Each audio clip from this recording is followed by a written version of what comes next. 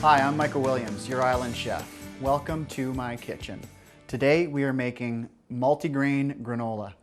All right, really easy and kicks the pants out of almost anything you're gonna get out of a package from the grocery store. Why? Because you get to control the ingredients. I'm all about that.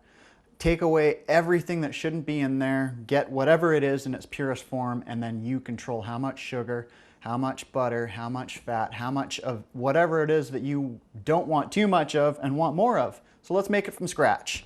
What are we gonna do? We're gonna add in some kamut flakes. These are one of our 3 grains. And they're very similar to large flake oats, which is our second ingredient. Old-fashioned large flake oats and kamut. Okay, and our third grain, quinoa. These are quinoa flakes. You can find these, like everything else so far, in the bulk aisle at the grocery store. Okay, so quinoa flakes, large flake oats, and kamut. So let's get some nuts and seeds going on.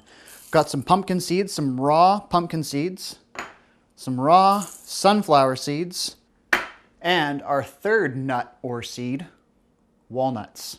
Walnuts are awesome. Okay, these are the walnut halves, and I'm just gonna break them up myself. And why not buy the walnut pieces, you ask? Well, just extra exposure, extra oxidation. If you do it yourself, they're bound to be fresher. Okay, you just have to give it a crunch. Hey, did you see that?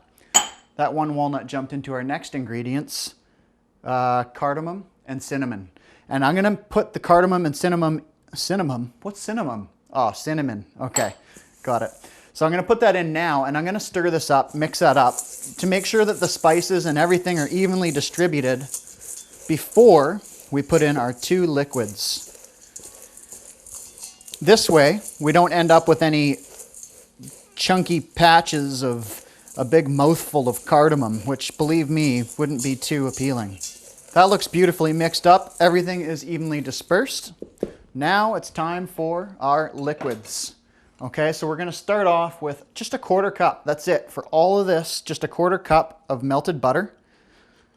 And believe me, if you're buying packaged, any packaged cereals or granolas, there's gonna be quite a bit more than that.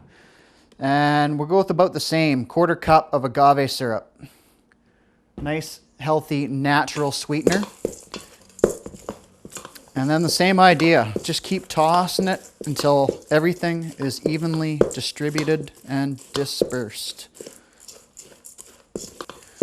All right, that's looking pretty good. And I think we are ready for our baking sheet.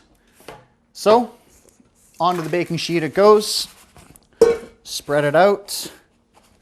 And I've got my oven preset to 400 degrees, and in it goes. All right, so that granola is in the oven, and it's gonna stay in there for about 15 to 20 minutes, depending on how brown you like it. You know, you could have it just lightly toasted or a little bit more. Keeping in mind, a little bit more is not quite as good for you, but there's a little bit more flavor, so you gotta find the right balance.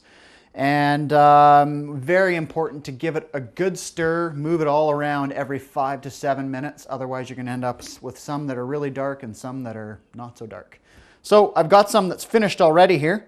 Let's give it a try. There's tons of flavor in here, I know, because I already had a bowl of this and I love it. It's just awesome. Optionally, you could add in some dried fruit, some dried cranberries or blueberries or whatever dried fruit kind of person you are.